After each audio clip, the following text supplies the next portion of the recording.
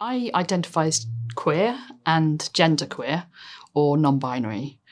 I found my experience being in Oxleas really positive on the whole.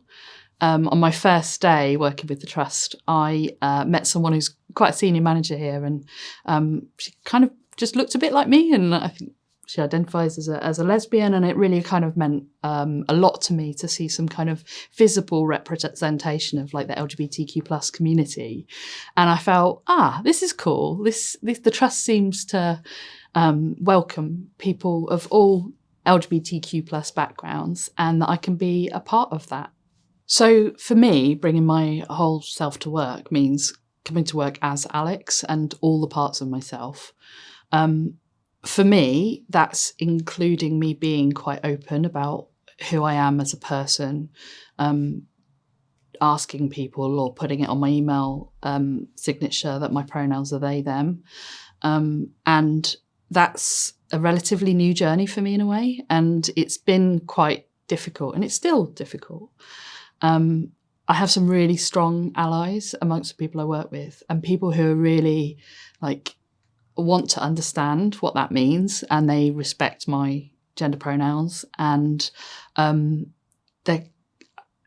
if somebody kind of slips up and kind of misgenders me, they just kind of go, oh, sorry, and then carry on and just address it and then move on.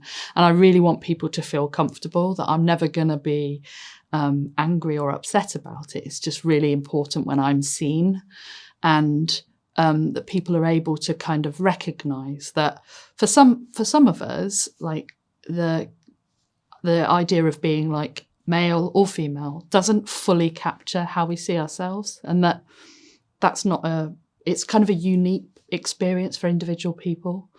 And for me, this has been a journey, and it's not been forever. But actually, when I look back in my life, I've always felt this way about my gender. It's just now I have a language for it. And so for me, some of the things that can support me is if people are open about what their pronouns are, especially in meetings, because I kind of announce it at the start and it kind of feels a bit like I'm the only person.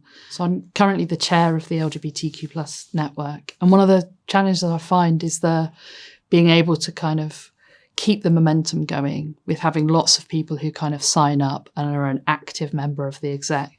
I feel like there's a lot of enthusiasm and will, and we've got some great people who are in the network. And it's just being able to give people the permission really to carve out space to support this work, because the work's really important. And I know that there are people who are working in our organisation who are maybe don't feel as confident about bringing their whole selves to work. And the exec and the LGBTQ network generally is about making sure that there's space in this organisation for those people.